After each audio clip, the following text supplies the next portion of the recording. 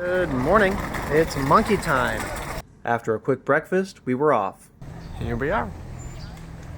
We're gonna climb mountain. These are slingshots to repel the monkeys. Qianling Mountain Park is located inside the city of Guiyang and is known for its historic Buddhist temple, a large zoo, and monkeys everywhere. It wasn't long before we saw our first simian friend begging for food and climbing behind a nervous family. They quickly left, but somebody didn't learn their lesson. This is cute. He or she. NANI?!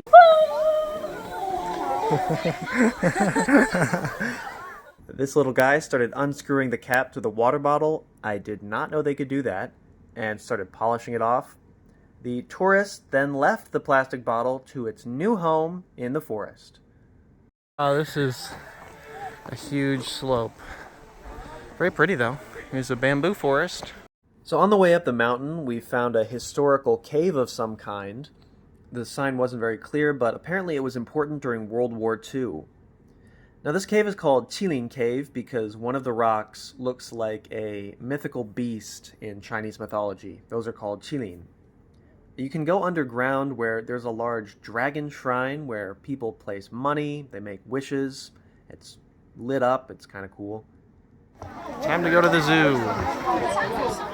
So many monkeys climbing on the trees. The small monkeys are cute. See? So cute. It's amazing that these monkeys are able to move since tourists are constantly sticking food in their faces. Here we have an adult setting a great example for their kids, and another water bottle enters its new home. Okay, we finally made it to the zoo itself, which was swarming with people. So many people. Our first stop was the reptile exhibit. Hey, what's up? Do not feed the panda. Don't feed it. Next we saw some big cats, which were bored as usual. I've never had an interesting zoo experience with a big cat. And honestly, I hope it stays that way. For a lunchtime snack, we decided to get bingfen, or ice jelly, which is similar to the dessert we tried our first night in Guizhou.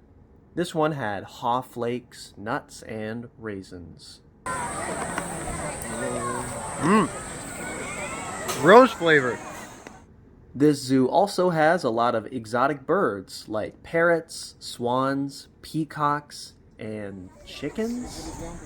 There were also a lot of non-native monkeys, like gibbons and baboons. They keep those inside the exhibits. But apparently the wild monkeys keep trying to mess with the caged monkeys, so security guards carry around slingshots to keep them away. This monkey really let us know how he feels about tourists. Now near the top of this mountain, there is the famous Hongfu Temple, which was built near the beginning of the Qing Dynasty in 1672. People come here to offer prayers to the Buddhas and tie ribbons around the temple that have wishes on them. Usually the wishes are for good fortune or money. See this guy removing them because he needs to make room for more wishes. Now we left the monks at the top of the mountain and we're right back to the monkeys, baby.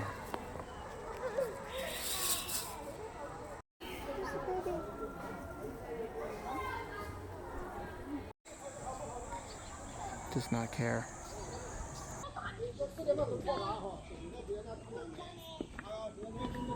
At the bottom of the mountain, there's a lake where you can rent paddle boats. But even with all this technology, the humans in the paddle boats weren't having as much fun as the monkeys with no equipment. Not a cell phone in sight, they're just living in the moment.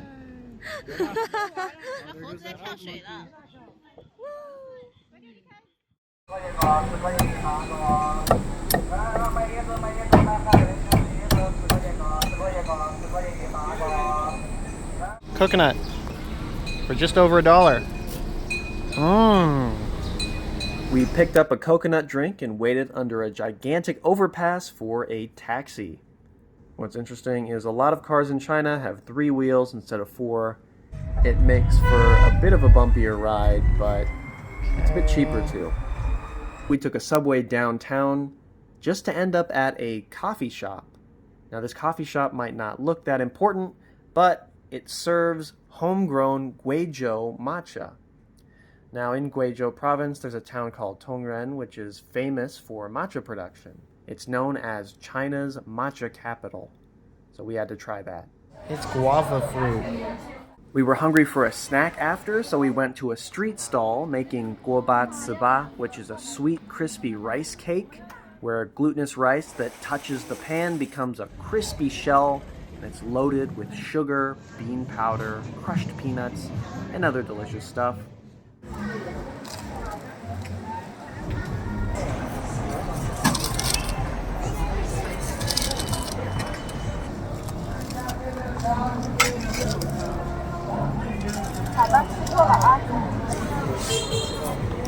Because we were completely starving after eating all day, we decided to make our way to the mall for some Guizhou-style beef hot pot. Everything in Guizhou involves going underground into a tunnel of some kind. A Better Life Dental.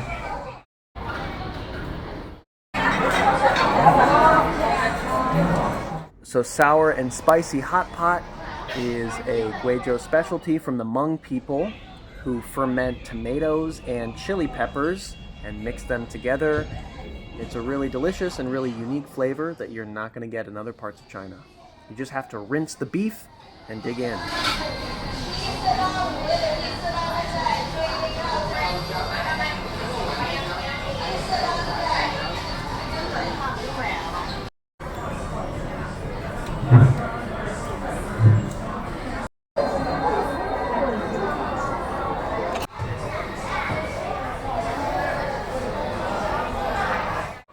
This is pumpkin vine. And other vegetables. After dinner, it was time to head back downtown for our final night in Guiyang. Overall, my impression is that this city has a lot to offer if you like different cultures and foods that aren't necessarily what most people think of as Chinese food. It's a sour, spicy, vegetable paradise. And it's a great place if you want to see a part of China that's not on most people's radar. Tomorrow, we'll get away from the city and into a Ghibli movie.